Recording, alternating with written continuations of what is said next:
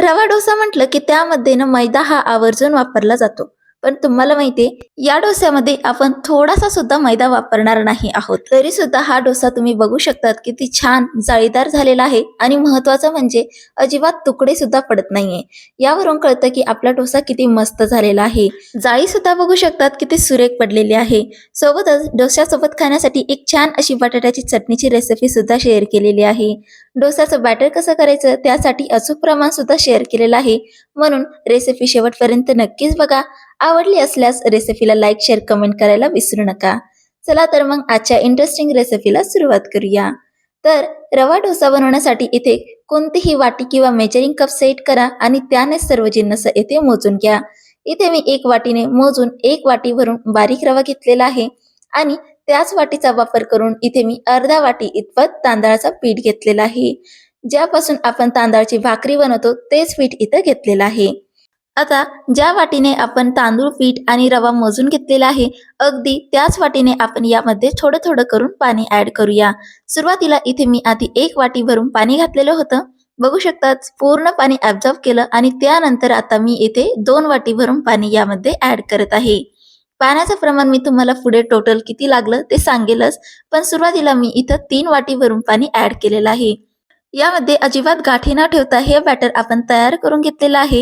हे बघू शकता तुम्ही, हे बॅटर हलकसं घट्टसर आहे.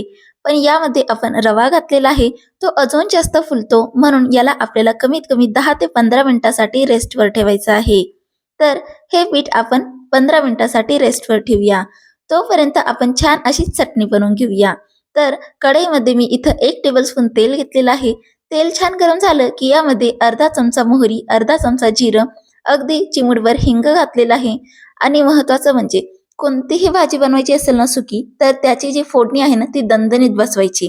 फोडणी जर कच्ची राहिली ना तर भाजीला अजिबात चांगली चव येत नाही. म्हणून मोहरी, जिरे छान असे तडतडून झाले की यामध्ये आपण 1 चमचा डाळ घातलेला आहे, अर्धा चमचा उडदाची डाळ घातलेली आहे आणि सोबतच यामध्ये बारीक चिरलेला उभा असा चिरलेला कांदा घालायचा आहे.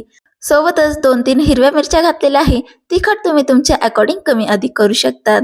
आता बघायला गेलं ना तर बटाट्याच्या चटणीमध्ये जे काही कांदा असतो तो खूप जास्त असं परतवला जात नाही. फक्त हलकासा सॉफ्ट झाला की आपण पुढची प्रोसेस करायला सुरुवात करू शकतो. कांदा इथे छान असा सॉफ्ट झालेला आहे. यामध्ये मी पाव चमचा हळद घातलेली आहे. चांगलं मिक्स करून घेऊया आणि यामध्ये आता आपण 2 मीडियम साईजचे उकडलेले बटाटे अशी हाताने कुस्करून यामध्ये ऍड करूया. खूप जास्त बारीक करू नका किंवा अगदी स्मूथ पेस्ट सुद्धा करू नका, कारण की बटाटे असे ओबडधोबड असल्यानं यांची जी बाईट येते ना ती खूप छान लागते. म्हणून हाताने कुस्करून हे आपल्याला बटाटे ऍड करायचे आहे. आता यामध्ये चवीनुसार मीठ घालूया आणि बटाटे छान असे मिक्स करून घेऊया.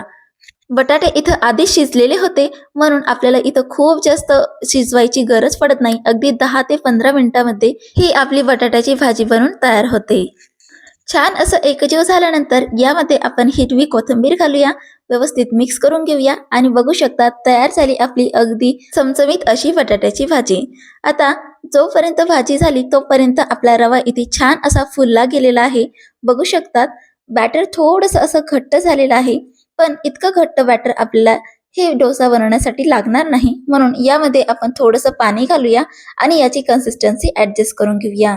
इथे मी वरतून 1 वाटी भरून पाणी घातलेलं आहे आणि बघू शकतात अगदी रनी कन्सिस्टन्सी मध्ये हे बॅटर आपण तयार करून घेतलेलं आहे. तर टोटल इथे मला 4 वाट्या इथं पाणी लागलेलं आहे.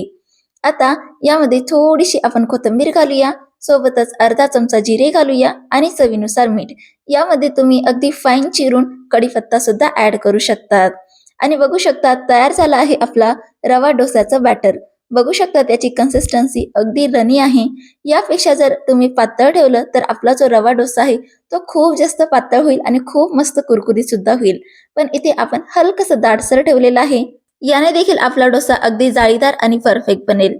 आता आपल्याला आहे ना डोसे बनवायचे, तर त्यासाठी इथं एक पॅन मी गरम केलेला आहे. यावरती हलकसं तेलाने ग्रीस केलेलं आहे. आता यावरती आपण जे काही बॅटर बनवले होतं ते यावरती स्प्रेड करूया.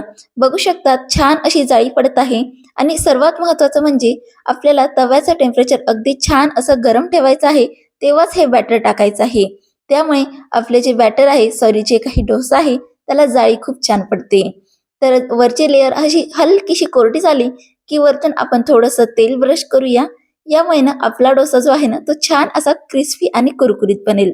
आता बऱ्याच वेळा ना डोसे बनवताना काय प्रॉब्लेम होतो, सेंटरमध्ये डोसा हा खूप जास्त करपला जातो आणि साईडला तो कच्चाच राहतो आणि परिणामी तो व्यवस्थित शिजत नाही आणि तुकडे पडतात. त्यासाठी काय करायचं, गॅसच्या फ्लेमवरती आपल्याला तवा हा चारही साईडने असा फिरवून घेऊन छान असा भाजून घ्यायचा आहे आपला डोसा. बघू शकतात, अगदी 2 ते 3 मिनिटामध्ये डोसा असा कोरडा पडलेला आहे आणि साईड सुद्धा त्याने छान अशा रिलीज केलेल्या आहे. बघू शकतात, हलकेसे ब्राऊन स्पॉट सुद्धा दिसायला लागलेले आहे. इथे मी अजून 2-3 मिनिटासाठी याला छान असं शिजून घेतलेलं आहे आणि बघू शकता डोसा किती छान असा तयार झालेला आहे. छान असा गोल्डन ब्राऊन कलर आलेला आहे. लगेचच काढून घेऊया. तुम्हाला यापेक्षा अजून जास्त क्रिस्पी डोसा हवा असेल ना, तर तुम्ही याला अजून थोडा वेळ मीडियम फ्लेमवरती शिजवून घेऊ शकतात. पण येथे मी हलकासा सॉफ्ट ठेवलेला आहे, त्यामुळं हा डोसा मी लगेचच काढून घेत आहे आणि लगेचच आपल्या मस्त चटपटीत चटणीसोबत हे आपण सर्व करूया. आणि बघू शकता तयार झाला आहे आपला मस्त असा रवा डोसा. बघू शकता जाळी छान पडलेली आहे आणि तुकडे सुद्धा पडलेले नाही. तर एकदा तरी ही रेसिपी तुम्ही नक्कीच ट्राय करा. रेसिपी कशी वाटली कमेंटमध्ये नक्कीच कळवा. चला तर मग पुन्हा भेटूया अशाच नवीन इंटरेस्टिंग रेसिपीसह.